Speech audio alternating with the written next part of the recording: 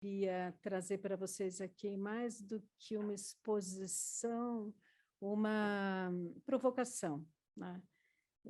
E a partir um pouco da minha experiência e do que eu venho pensando esses últimos tempos, juntando um pouco a questão do desenvolvimento sustentável, a conservação da biodiversidade e inovação.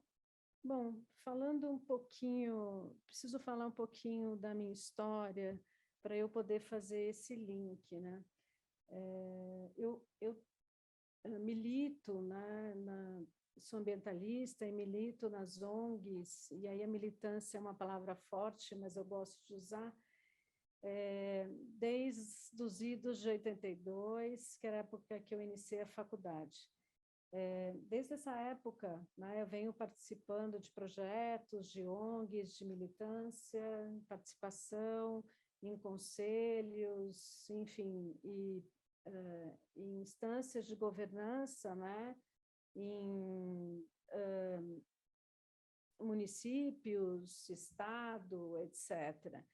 E, bom, estou bem mais velha, e aí quando eu penso nos nossos problemas, né, ambientais, e quando eu penso, sempre quando eu participo de uma reunião das ONGs que eu sou membro e que eu participo, eu vejo problemas antigos, né? A gente tem problemas antigos e muitas vezes, talvez por estar mais velha, e acho que a única, acho que tem uma vantagem de estar mais velha, que é ter um pouco mais de experiência. E aí, quando eu começo a escutar, né, a maior parte das soluções, eu penso que são velhas soluções, né? Então, a gente tem problemas antigos, velhos problemas e velhas soluções.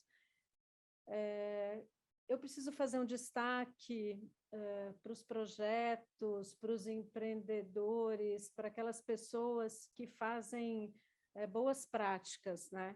Mas a maior parte das vezes, quando a gente pensa numa solução para um problema ambiental, a gente pensa em velhas soluções. E isso tem me incomodado bastante.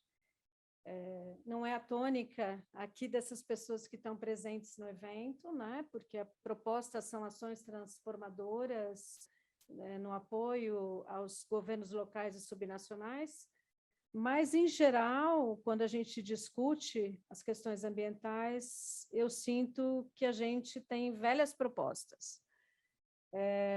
E aí, juntando um pouquinho mais com a minha história, eu fiquei 8 anos como presidente de uma empresa de pesquisa, tecnologia e serviços de uma universidade pública municipal, né, no Vale do Paraíba.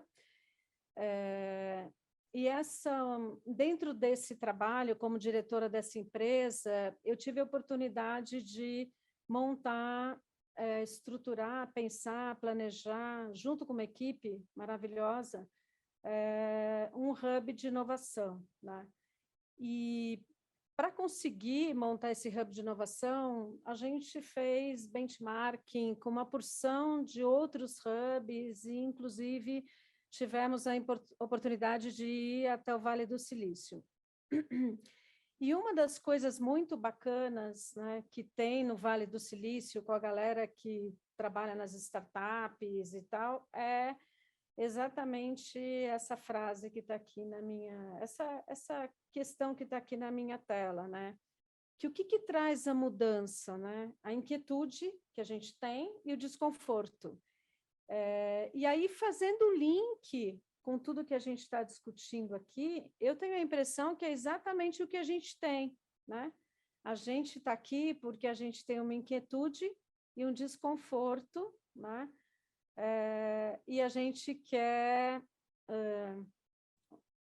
que o novo marco global da biodiversidade 2030 seja mais efetivo nas ações completas, das ações concretas, desculpa, para a gente conseguir atingir esse marco. Então, eu acho que quando eu penso na questão da inovação e quando eu penso no contexto em que a gente está aqui discutindo nesse evento, eu acho que casa perfeitamente, né? E aí é nesse casamento que eu venho provocar vocês. Preciso conceituar um pouquinho, né, o que é um ecossistema de inovação, e aí, ou pelo menos o que a gente precisa num ecossistema de inovação, e para a gente poder continuar a conversar, né? Uma coisa muito importante é que quando a gente pensa em criar um ecossistema de inovação, a gente tem atores do mercado, obviamente, das universidades, centros de pesquisa, os governos estão aí, os subnacionais, locais, federais, a sociedade, o capital intelectual, né, que traz essa moçada toda que vem das startups, né? Esses são os atores, né, que atuam nesse ecossistema de inovação. E aí a gente tem a estrutura e as ferramentas, né? A gente tem várias ferramentas e estruturas que fazem com que esse ecossistema de inovação se sustente, né, e amadureça, que são as aceleradoras, as incubadoras, pré-incubadoras, os Fab Labs, que são os laboratórios, né, as empresas âncoras, startups, enfim, uma porção de estruturas, né? E eu não falo estrutura física, não, eu falo do apoio, da facilitação, do incentivo, né, para que tudo isso, networking, para que tudo isso aconteça. E aí, quando eu estava pensando, né, nesse desafio de criar ambientes de inovação para o município de Taubaté, que era uma parceria entre a Universidade de Taubaté e a Prefeitura, a gente sempre ficava pensando, né, como a gente vai fazer para criar ambientes onde as pessoas possam se sentir motivadas para criar coisas imprevisíveis, né? E aí, então, a gente estruturou um projeto que chama HIT. Esse projeto, que é o Hub de Inovação Tecnológico de Taubaté, ele foi concebido como uma rede de hubs, né, para compartilhar serviços, processos, infraestrutura, né, em prol do desenvolvimento e da inovação no município e na região. E aí, assim, acho que vale a pena a gente falar um pouquinho exatamente o que é um centro de inovação, né? Que são ambientes de geração de negócios, né? Que reúnem empresas de todos os tipos, mas principalmente aquelas empresas que estão nascendo, ou seja, elas estão no campo das ideias e o pessoal está tirando as ideias do papel e precisa executar, né, ações para que nasça uma empresa e um modelo de negócio com potencial para criar novos negócios, né? E sempre em parcerias com as universidades, as instituições de ensino e pesquisa. Então, conceitualmente, criamos um centro de inovação com hubs que eram centralizados, colaborativos, em função de verticais tecnológicas de interesse da cidade e da região. Então, ali a gente trabalhou com 8 verticais de negócio, atendendo empreendedores com ideias, modelos de negócios, produtos inovadores. Também atender a empresários que são maduros, empresas maduras em busca de inovações, e trabalhando para estimular demandas de inovação em áreas estratégicas do município de Taubaté. O projeto foi dividido em 4 eixos estratégicos. Nós montamos, antes da pandemia, um hub físico, né? Então, existe uma estrutura física. Então, um dos eixos é a oferta de instalação, serviços e recursos compartilhados, promoção do desenvolvimento local e regional, desenvolvimento de inovação e empreendimentos, e a conexão entre os agentes todos aqueles atores que eu falei que existem dentro do ecossistema de inovação, né? Para que a gente consiga trabalhar a inovação dentro do município. Os objetivos, então, desse projeto foi criar ambientes inovadores para desenvolver local e regionalmente, por meio de empreendedorismo e inovação, envolvendo iniciativa privada, poder público, centros de pesquisa e a comunidade local, aliando competências, né, de ciência e tecnologia, e centrado na ética e na promoção continuada desse ecossistema. Essas são algumas fotos, esse é o ambiente físico, né, que foi criado para receber as startups em várias fases de crescimento. E aí aqui eu entro um pouquinho num outro modelo de negócio que tem dentro do ecossistema de inovação, e eu peguei o case da Evo, né, que tem uma proposta de democratização da inovação por meio de uma plataforma de inovação, né? E eles tiveram um resultado em 150 dias, com 2.200 colaboradores. Esses colaboradores são startups, hubs, empresas que demandam negócios dentro dessa plataforma, e que as startups, então, que estão aptas, se propõem a resolver esses problemas. Foram criadas 1.182 ideias e 178 ideias foram implantadas, e em 15 dias a Evo, então, recuperou o investimento inicial nessa plataforma. E aí, eu, ousadamente aqui, estou querendo discutir com vocês a questão da criação de uma plataforma, à luz dessa plataforma da Evo, né? Uma plataforma de inovação aberta, que pode acelerar projetos e soluções alinhadas com o novo Marco Global 2030. E eu rascunhei aqui, como eu disse, fui ousada aqui para rascunhar um conceito inicial, que pode ser completamente modificado, enfim, só vim mesmo trazer como uma provocação. E esse conceito, a ideia é que essa plataforma de inovação auxilie empresas, governos subnacionais e locais, ONGs, agências, entre outros atores interessados em encontrar soluções para problemas, gargalos na conservação da biodiversidade, ou até mais de forma mais abrangente os problemas ambientais, que podem se transformar em projetos, produtos, serviços, com o objetivo de gerar soluções criativas, transformadoras, alinhadas à conservação da biodiversidade.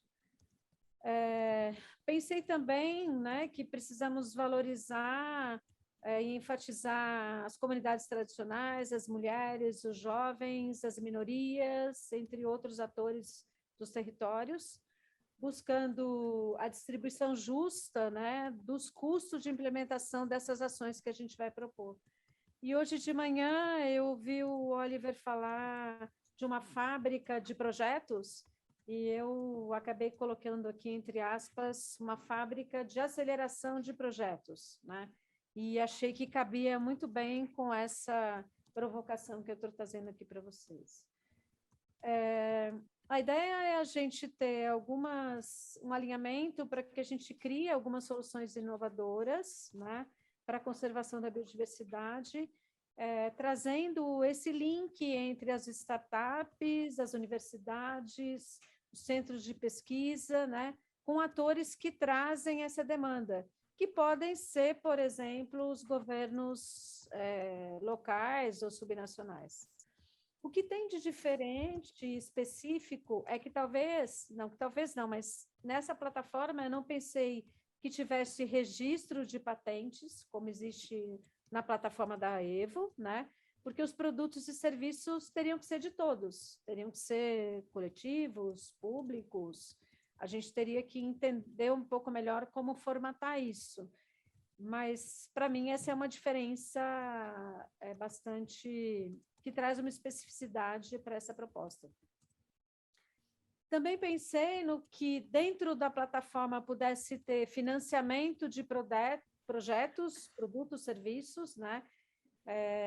Que pudessem ter como desenvolvedores as próprias startups, dos hubs, dos centros de inovação, das outras plataformas e tal, e centros de pesquisa, universidades, e para envolver as universidades, os centros de pesquisa, conversando um pouco na parte da manhã, eu penso que a gente podia formatar no formato de bolsas de pesquisa, por exemplo.